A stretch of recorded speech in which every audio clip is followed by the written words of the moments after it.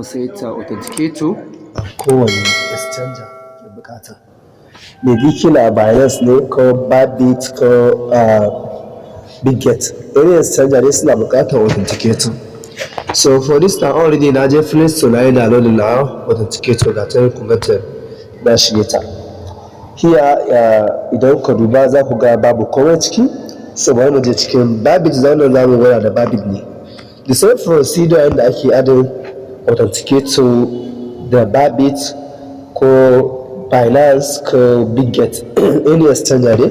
So first idan ka shigo cikin Bybit naku sai ku taɓa wannan daidai na wurin mutumin nan. Bayan ku taɓa da already kun yi verify na nuna kun da ake verify na Bybit.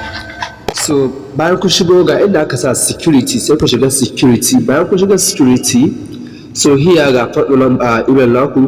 Phone number ita ma ana so ku saita ta. Majority wani lokacin ma za ka iya aiki da phone number and email a matsayin verification wajen withdraw. Abinda yasa ake saita wani Authenticator din domin tabbatar da tsaro ga account ɗinka na exchanger ka, na irin ko Bybit ne ko Binance da sauransu dai. So amfanin sa Authenticator kenan, shi yana ba da tsaro ne domin tabbatarwa wajen transaction na kowane abu. So farko za ka iya zuwa nan phone number, ka fara da phone number. Ku tabbata kun saita ga email da already kun saita shi, sai ku taɓa na mobile. Na mobile anan ne za ku saita na phone number. So bari mu cire wannan verification captcha din mu sa shi a daidai phone nasa. Sorry na ja shi ba daidai ba. Okay. So ga yan na saita shi. So nan za su buƙaci cewa za su tura code cikin email haka.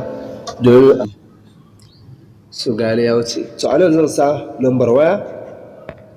Zan fara sa code ɗin ƙasa Nigeria sai zan sa number waya.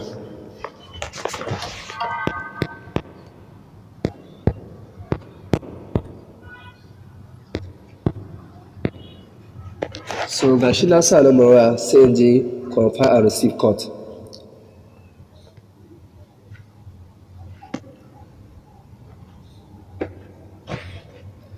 Sha bari in sa wannan verification ɗin.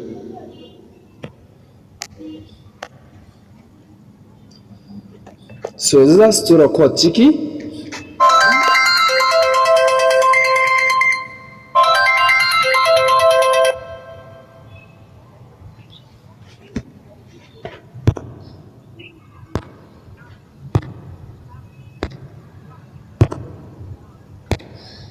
So ga shi nan sun ma kira sun faɗi code ɗin har nasa ya wuce. Za su iya kira code su tura ku da text message.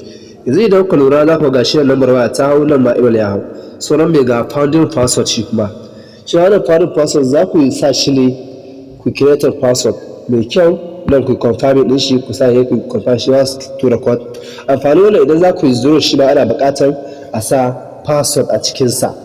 Saboda in za ku yi withdraw bayan kun gama kowa ku fit don ba ku sa wannan password din ba da misali a ce a yi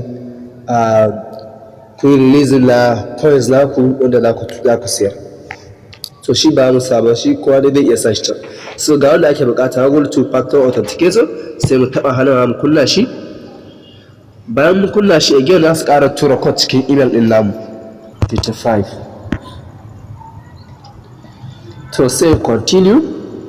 Bayan na yi continue ga yanan sun bani wannan sun ce in je copy din shi in yi adin this gas nan. To da haka nan zan yi copy, bayan na yi haka sai ya taɓa wannan copy, ga ya ce ya yi copy sai ya fita in je in shiga cikin Authenticator ta. Ina shiga ga inda aka ce add a code, sai mu taɓa shi, sai mu taɓa wannan enter code key. To anan zan sa sunan exchanger ɗin sa Bybit. Gashi na sa Bybit. So bayan na sa Bybit nan sai taɓa wannan sa wannan key ɗin da suka bani na code sai in yi adin. So bayan na yi adin sai na koma ciki sai na je next. Bayan na je next za su ce to in sa code ɗin da ke cikin Authenticator sai in koma cikin Authenticator again.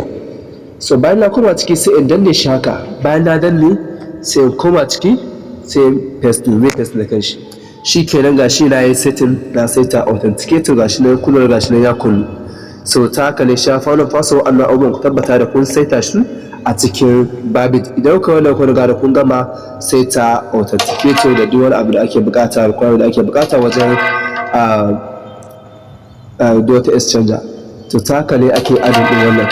Da duk lokacin da ku tashi withdraw za a buƙaci wannan code din, so a lokacin za ku je ku fita ku je ku copy din shi ku sa shi in da ka buƙaci gurin authenticator. Kuma shi amfanin shi wancan idan ka lura yanzu idan ka shiga yana amfani da Gmail. Duk yayin da ku canza waya kuka ɗauko authenticator za ku ga sai kuna ɗora email ɗin za ka ga wannan ɗin bai ɓace ba yana nan bai taɓa ɓace sai dai in kun rasa Gmail naku. Thank you. Na gode, barkanku da kasancewa a NBR Tech. Wani mai tambaya zai iya magana ta